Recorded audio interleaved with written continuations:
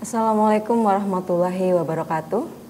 Alhamdulillahirrabbilalamin. Puji syukur atas kehadirat Allah Subhanahu wa Ta'ala karena kita telah diberikan kenikmatan, kesehatan sehingga kita semuanya bisa tetap berkarya. Perkenalkan, nama saya Elok Ainur Latif, Magister Manajemen.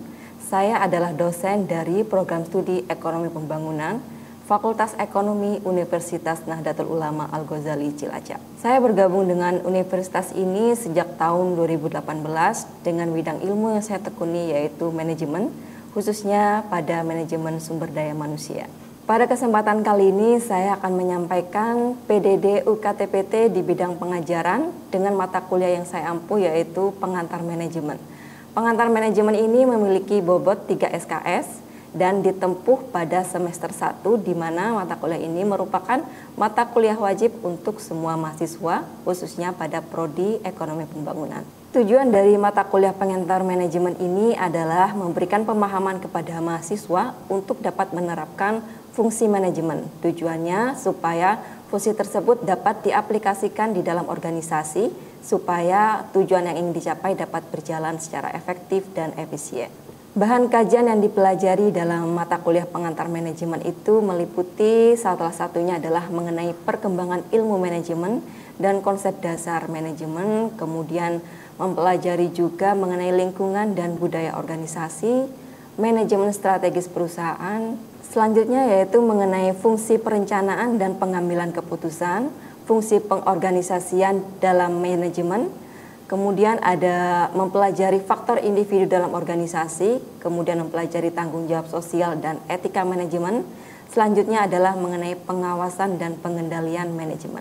Pembelajaran mata kuliah pengantar manajemen ini memiliki 16 kali pertemuan, di mana 7 kali pertemuan itu diadakan sebelum ujian tengah semester, dan selanjutnya 7 kali pertemuannya dilakukan sebelum ujian akhir semester. Dalam melengkapi sesi perkuliahan dari mata kuliah pengantar manajemen, selain saya menggunakan buku atau bahan ajar yang pada awal perkuliahan sudah saya sampaikan kepada mahasiswa, saya juga menambahkan referensi perkuliahan dengan mengaitkan proses pembelajaran dari hasil penelitian atau pengabdian yang telah saya lakukan. Referensi pembelajaran yang saya gunakan untuk mata kuliah pengantar manajemen ini ada buku dari Ansari Dendi, kemudian dari Soehardi dan Bahrudin Syaroni, serta jurnal penelitian atau pengabdian terkait. Selanjutnya untuk CPMK dari mata kuliah ini adalah mahasiswa mampu menguasai konsep dari teori yang berkaitan dengan manajerial. Kemudian yang kedua adalah mahasiswa mampu menguasai pengetahuan faktual dan metode aplikasi etika profesi dalam menjalankan aktivitas kerja sebagai sumber daya manusia yang strategis. Selanjutnya, mahasiswa mampu berkomunikasi secara efektif dalam contoh pembelajaran mengelola organisasi. Yang terakhir adalah mahasiswa diharapkan mampu memahami implementasi konsep operasional manajemen sumber daya manusia dalam kegiatan praktek. Mata kuliah yang saya ampu ini menggunakan metode delivery, interaction, dan assessment. Nah, delivery ini akan menjelaskan konsep yang akan dipelajari dalam mata kuliah yang saya ampu. Kemudian interaction di sini menjelaskan bagaimana cara saya berinteraksi dengan mahasiswa. Di dalam prosesnya mungkin ada diskusi dengan mahasiswa, tanya jawab dengan mahasiswa. Selanjutnya pada proses asesmennya saya akan mengukur kinerja mahasiswa. Metode pembelajaran yang digunakan ini akan bergantung pada bahan kajian atau materi pembelajaran yang akan disampaikan. Misalnya seperti perkuliahan sebelum UTS mungkin akan banyak menggunakan metode learning dan pertemuan sebelum UAS akan lebih fokus pada diskusi kelompok atau penyelesaian studi kasus dan nantinya tentu akan dikaitkan dengan teori manajemen. Evaluasi hasil pembelajaran dari mata kuliah pengantar manajemen didapatkan dari hasil kuis interaktif dengan mahasiswa, penugasan dan diskusi kelompok, serta UTS dan UAS. Pembobotan setiap bentuk evaluasi dapat dilihat dari proses pembelajarannya akan dinilai sebanyak 10%, kehadiran mahasiswa akan dinilai sebanyak 15%, selanjutnya untuk tugas terstruktur baik individu maupun kelompok adalah 20%. UTS penilaiannya adalah 25%, UAS 30%. Dari total keseluruhan ini, hasil evaluasi pembelajarannya adalah 100%. Adapun kegiatan pembelajaran pada setiap pertemuannya dibagi menjadi 3 tahap, yaitu pendahuluan, penyajian, dan penutup. Pada bagian pendahuluan, saya akan membuka dengan salam pembuka, kemudian menanyakan kabar kepada mahasiswa, melakukan review pertemuan pada minggu sebelumnya. Selanjutnya, saya juga akan menjelaskan capaian materi yang akan dicapai pada pertemuan tersebut. Pada sesi penyajian, saya akan membantu menjelaskan mengenai konsep materi yang dipelajari, berikut fenomena di dalamnya, berdasarkan tinjauan materi atau realita di lapangan. Di sini saya sudah mulai mengajak mahasiswa untuk dapat berinteraksi secara aktif dalam memahami konsep pembelajaran yang dilakukan. Hal ini saya lakukan dengan sesi diskusi atau tanya jawab. Selanjutnya pada akhir pembelajaran yaitu penutup.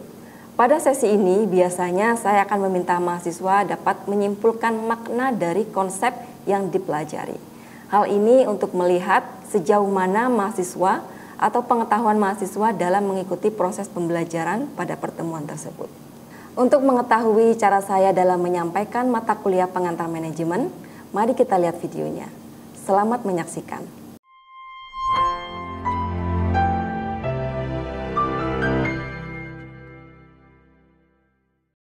Assalamualaikum warahmatullahi wabarakatuh. Waalaikumsalam warahmatullahi wabarakatuh. Gimana kabarnya? Sehat? Alhamdulillah. Oke, hari ini kita akan melanjutkan perkuliahan kita, tepatnya pada pertemuan ke-15. Hari ini kita akan kuliah dengan pengantar manajemen. Oke, sebelum kita memulai perkuliahan, kita berdoa dulu. Semoga apa yang kita pelajari dapat bermanfaat, dapat membawa kebaikan buat kita semua. Silakan berdoa dulu. Sudah? Hari ini kita akan mempelajari mengenai pengawasan dan pengendalian manajemen.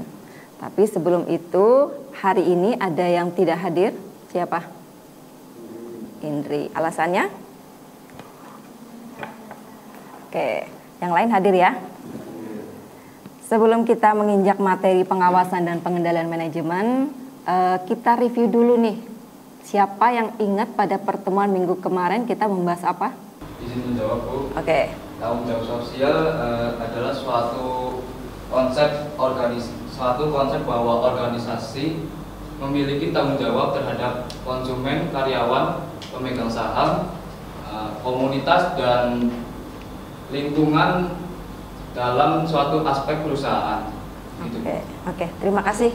Jadi tanggung jawab sosial ini berkaitan dengan bagaimana cara kita bertanggung jawab terhadap lingkungan sosial kita. Artinya misalnya kita menjadi seorang manajer. Jadi ketika kita melakukan kegiatan itu tidak hanya fokus pada kegiatan kita sendiri, tetapi dampaknya merugikan orang lain kah? Nah, itu harus kita pikirkan. Jadi jangan sampai apa yang kita lakukan itu bisa merugikan pihak lain. Sehingga adanya etika dan tanggung jawab sosial dalam manajemen itu akan saling berkaitan. Ini mengenai tujuan perkuliahan kita dan sub CPMK-nya bisa dibaca seperti yang tertera di sini. Selanjutnya hari ini tentang pengawasan dan pengendalian. Oke, ada yang mau berpendapat pengawasan dan dalam manajemen itu apa?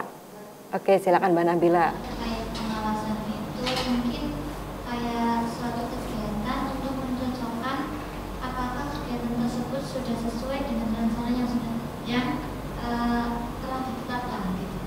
Oke, berarti cross check ya. Artinya kita melakukan rencana terhadap suatu kegiatan. Nah, setelah kegiatan itu berlangsung, kita cross check benar apa enggak nih, sudah sesuai dengan rencananya atau belum gitu ya. Oke, selanjutnya kita tampilkan ini. Nah, ini adalah pengertian dari pengawasan. Kalian masih ingat enggak tentang manajemen? Nah, manajemen itu kan biasanya terdiri dari 4 indikator. Planning, actuating, controlling, apalagi? Organizing. Nah, biasanya keempat indikator tersebut selalu ada dalam manajemen. Nah, di sini pengawasan masuk dalam fungsi controlling. Nah, ini adalah salah satu pendapat dari Stoner dan Wankel. Artinya, para manajer itu berusaha untuk meyakinkan supaya organisasi bergerak dalam arah atau jalur tujuan. Jangan sampai apa yang kita lakukan tidak sesuai dengan tujuan yang direncanakan. Nah, ini adalah fungsi dari pengawasan. Yang pertama sebagai adaptasi lingkungan. Oke, jadi adaptasi lingkungan ini artinya apa?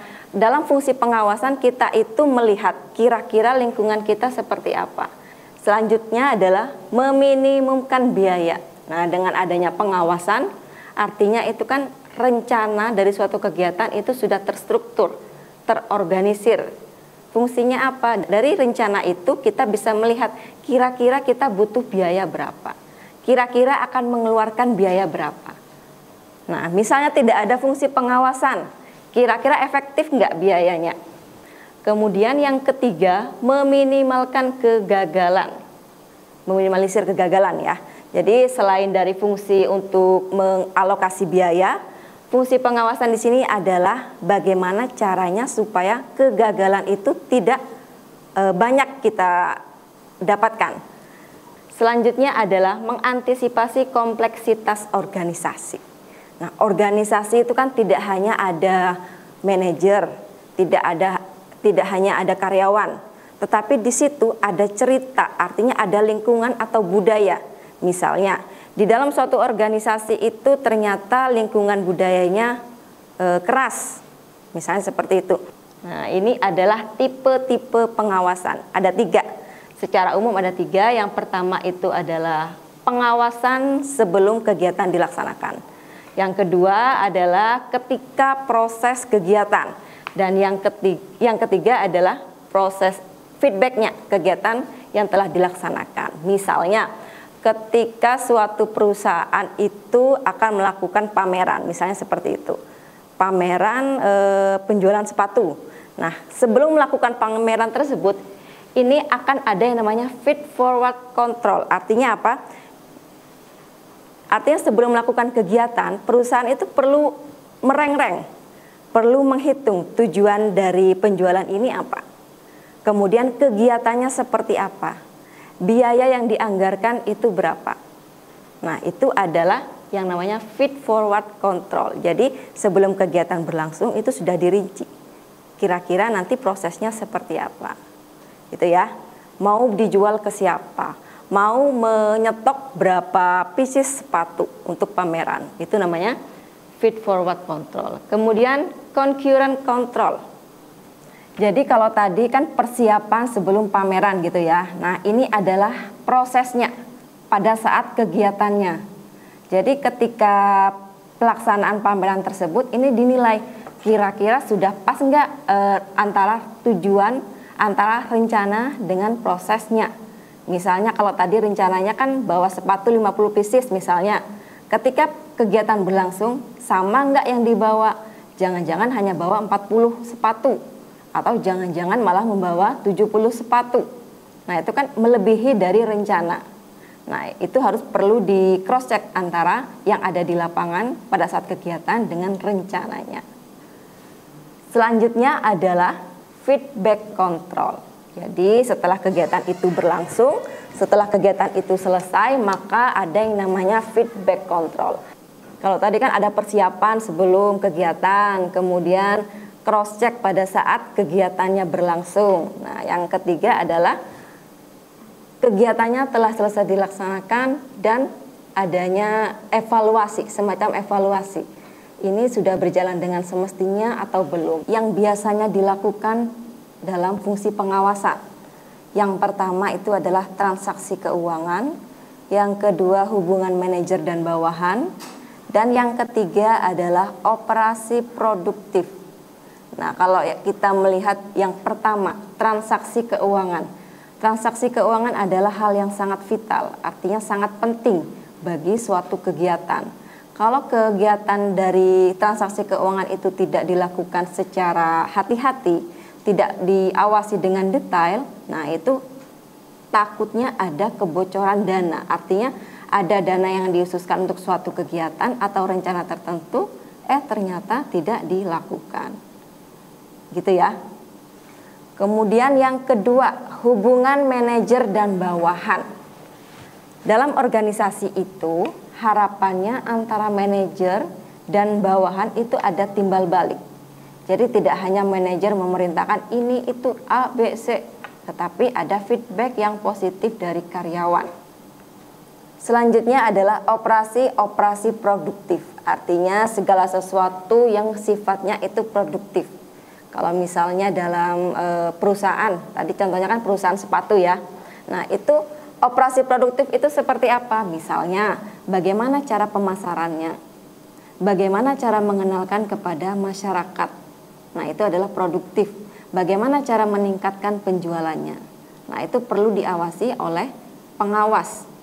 Oke, jadi dalam perencanaan suatu kegiatan itu sangat penting ya. Yang paling penting yang pertama adalah bagaimana cara pengaturan keuangannya. Jadi kita mau melihat gimana nih cara mengelola keuangannya, bagaimana cara mendapatkan modalnya, bagaimana cara memaksimalkan keuntungannya. Nah, kemudian yang kedua tadi adalah operasi produktif dan hubungan manajer dan bawahan kalau ada bawahannya. Itu ya Afdal ya. Kalau kamu masih belum punya bawahan sekarang.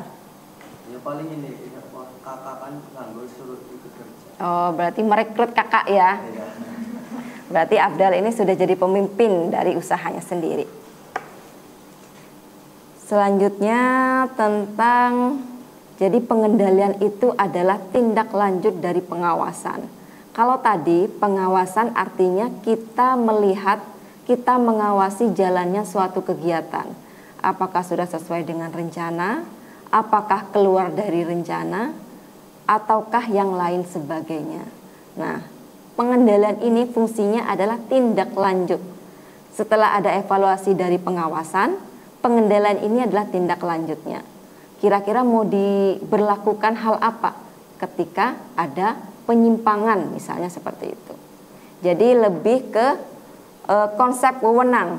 Wewenang itu adalah bagaimana cara kita mengendalikan sesuatu. Nah, ini adalah karakteristik pengendalian yang efektif. Kira-kira pengendalian yang benar, yang tepat itu yang seperti apa? Yang pertama adalah akurat. Siapa yang tahu arti dari akurat? Oke, sesuai dengan kondisi atau keadaan yang sebenarnya ya. Itu namanya akurat. Artinya ketika kita melakukan pengendalian itu tepat sasaran atau perbuatannya atau tindakannya itu sesuai dengan keadaan yang memang seharusnya, yang sebenarnya. Itu artinya akurat. Jangan sampai pengendalian yang kita lakukan ternyata salah sasaran. Kemudian yang kedua, tepat waktu. Nah, tepat waktu di sini artinya apa? Tepat waktu. Misalnya tadi contohnya kan kecurangan dalam keuangan. Setelah diawasi, setelah ada evaluasi, ternyata ada kecurangan nih dalam keuangannya. Makanya ada hukuman misalnya, atau ada tindakan yang fungsinya mengendalikan. Yang ketiga, objektif. Nah, artinya apa? Kita tidak memandang siapa yang melakukan kesalahan. Misalnya kalau Ayu yang melakukan kesalahan, maka Ayu yang harus dihukum. Jangan mentang-mentang Ayu cantik gitu ya, terus lolos dari hukuman. Selanjutnya adalah terpusat pada titik pengendalian strategik. Artinya memang pengendalian itu artinya tepat pada masalah. Jadi tidak misalnya Ayu melakukan penyelewengan keuangan, tetapi ternyata tidak dilakukan hukuman. Itu artinya tidak tepat, tidak strategik. Malah dikasih promosi misalnya atau dipindah tugaskan, padahal hukumannya belum dijalankan. Itu kan artinya tidak tepat. Harusnya orang yang bersalah itu diberikan hukuman dulu, baru ada tindak lanjut berikutnya. Kadang kan kalau dalam perusahaan itu biasanya orang yang melakukan kesalahan tidak dihukum tetapi dipindah tugaskan. Nah, itu tidak akan efektif dalam pengendalian suatu organisasi. Bisa saja orang yang dipindahkan itu melakukan kesalahan serupa di tempat lain. Itu ya. Selanjutnya adalah realistik secara ekonomi. Apa artinya? Jadi pengendalian itu harus real secara ekonominya. Artinya apa? Kalau memang artinya misalnya begini, ketika seseorang itu melakukan kesalahan, nah kan ada pengawasan, kemudian dari pengawasan itu akan diberikan tindak lanjut. Nah itu nanti hukumannya seperti apa? Jangan sampai tidak sesuai secara ekonomi. Artinya Kalau memang kompleksitasnya kita itu berada pada bidang A, jangan sampai nanti kesalahan hukuman pada bidang B, misalnya seperti itu.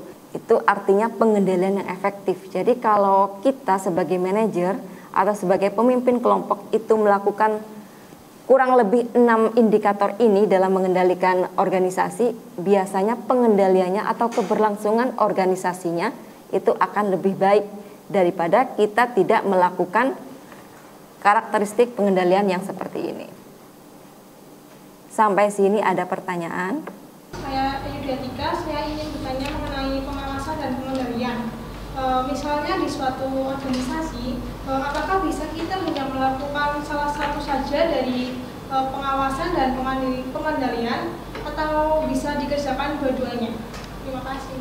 Oke, terima kasih Mbak Ayu. Berarti yang menjadi pertanyaan adalah apakah pengendalian dan pengawasan itu dapat dilakukan satu-satu? Apakah boleh pengendalian saja? Apakah boleh pengawasan saja? Atau harus dua-duanya gitu ya? Oke, sebelum saya menjawab pertanyaan, ada yang mau berpendapat? Oke, Mbak Reza. Diberikan, perkenalkan saya Rizal Fitriani, izin menyampaikan pendapat mengenai pertanyaan dari Mbak Ayu. Jadi dalam sebuah organisasi, pengawasan dan pengendalian merupakan dua unsur yang sangat penting. Meskipun berbeda, keduanya harus dijalankan bersama untuk mencapai tujuan secara efektif. Oke, terima kasih Mbak Reza. Ada yang mau pendapat lagi? Oke, jadi pengendalian dan pengawasan itu perlu dilakukan secara bersama-sama atau kegiatannya kontinu. Artinya kita melakukan pengawasan dulu terhadap suatu kegiatan, maka setelah diawasi maka perlu adanya tindak lanjut yaitu pengendalian. Kalau hanya dilakukan pengawasan saja, kira-kira efektif nggak buat kemajuan organisasi tanpa tindak lanjut? Efektif? Tidak efektif. Jadi antara pengendalian dan pengawasan itu perlu dilakukan bersama-sama atau bergantian supaya rencana dari apa yang direncanakan suatu organisasi ataupun kelompok itu dapat berjalan sebagaimana mestinya atau sesuai dengan tujuan awal, gitu ya. Kalau ada kesalahan dapat diminimalisir, kalau ada kegiatan yang tidak sesuai dengan rencana itu bisa dibuang seperti itu. Ada lagi? Mbak Regita. Ya, terima kasih atas waktu yang sudah diberikan. Saya Regita mau bertanya terkait dari pertanyaannya Mbak Nabila. Apakah kepribadian dari seseorang pemimpin itu dapat mempengaruhi keefektifan dari pengendalian dan pengawasan yang dilakukan? Oke, terima kasih Mbak Regita. Berarti yang menjadi pertanyaan adalah kepribadian dari pimpinannya. Kira-kira itu dapat mempengaruhi pengendalian dan pengawasan yang dilakukan atau tidak, gitu ya. Berarti kepemimpinan seseorang itu bisa dilihat dari kepribadian. Kepribadian seseorang itu tidak sama antara yang satu dengan yang lain. Ada yang kepribadiannya misalnya teliti, detail. Kemudian ada orang yang kepribadiannya los, artinya ya udahlah apa adanya, gitu kan. Coba kalian belajar tentang kepribadian. Jadi kalian dengan belajar kepribadian itu bisa mencari ini, mengoreksi diri sendiri, kira-kira kepribadianku apa, kelemahanku apa. Kalau udah tahu kelemahannya, berarti aku harus bagaimana nih supaya maksimal, supaya dapat meningkatkan kinerja dari diri sendiri. Oke, silakan untuk tugas selanjutnya, mumpung saya ingat nih, kalian coba deskripsikan diri kalian masuk ke tipe kepribadian apa. Beneran ya? Oke, setelah kalian tahu kepribadian kalian apa, tulis kelemahan dari kalian. Kelemahannya apa, kemudian cari kebaikannya apa. Jangan sampai kelemahannya 10, kebaikannya hanya 1. Oke, sampai sini ada pertanyaan lagi? Cukup? Oke, ini ada tambahan tugas yang perlu kalian kerjakan juga. Jadi selain mengenai mencari tipe kepribadian, nanti kalian juga akan ada tugas untuk mencari artikel atau berita atau informasi terkini tentang pengendalian dan pengawasan dari suatu organisasi. nanti dikumpulkan sebelum kalian melakukan UAS. Gitu ya. Dikumpulkan melalui adlink. Baik, karena waktunya sudah cukup, sudah saatnya ganti mata kuliah yang lain. Sebelum saya mengakhiri perkuliahan hari ini, ada yang mau menyimpulkan kira-kira hari ini kita belajar apa sih? Atau dari materi yang kita sampaikan itu kesimpulannya apa? Izin menyimpulkan, Bu. Saya Ingam Farul Mucab mau menyimpulkan materi pengawasan dan pengendalian manajemen. Pengawasan dan pengendalian adalah dua kegiatan yang berkesinambungan dan tidak dapat dipisahkan. Pengawasan adalah suatu kegiatan untuk mencocokkan apakah kegiatan operasional di lapangan sesuai dengan rencana yang telah ditetapkan dalam mencapai tujuan dari suatu organisasi. Dari pengawasan tersebut akan mendapatkan suatu evaluasi yang menjadikan patokan guna melakukan kegiatan pengendalian. Dan pengertian dari pengendalian adalah suatu tindakan lanjutan dari pengawasan yang telah dilakukan sebelumnya. Kurang lebihnya seperti itu, Bu. Lengkap sekali ya kesimpulannya dari awal sampai akhir disampaikan dengan berurutan. Terima kasih atas perhatiannya, terima kasih atas keikutsertaan dalam kuliah hari ini. Berarti hari ini yang tidak masuk hanya satu orang? Ya. Oke, yang lain masuk semua. Baik, saya akhiri perkuliahan kita hari ini. Ini adalah pertemuan ke-15. Besoknya lagi sudah UAS ya, pertemuan terakhir. Jadi manfaatkan waktu untuk UAS dengan sebaik mungkin. Silakan dipelajari dari apa yang telah kita pelajari bersama. Materi-materi yang sudah disampaikan dipelajari kembali. Semoga sukses, sehat selalu, dan lancar nanti ujian akhirnya. Oke, saya akhiri perkuliahan kita hari ini. Kurang lebihnya saya mohon maaf yang sebesar-besarnya. Wabillahi taufiq wal hidayah. Wassalamualaikum warahmatullahi wabarakatuh. Waalaikumsalam warahmatullahi wabarakatuh. Demikian deskripsi singkat serta cuplikan proses pembelajaran dari mata kuliah pengantar manajemen. Semoga dapat memberikan gambaran mengenai kinerja di bidang pengajaran yang saya lakukan, khususnya di mata kuliah pengantar manajemen, Prodi Ekonomi Pembangunan, Fakultas Ekonomi, Universitas Nahdlatul Ulama Al-Ghazali Cilacap. Atas semua kekurangan dari saya mohon maaf yang sebesar-besarnya. Wassalamualaikum warahmatullahi wabarakatuh.